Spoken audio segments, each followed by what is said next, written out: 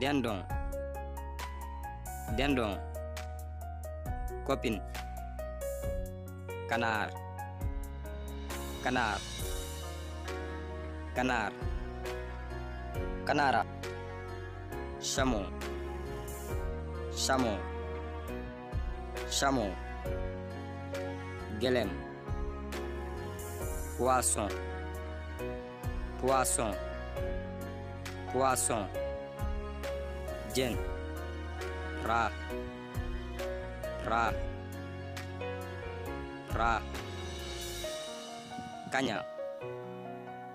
souris souris souris ginax ibu ibu ibu looy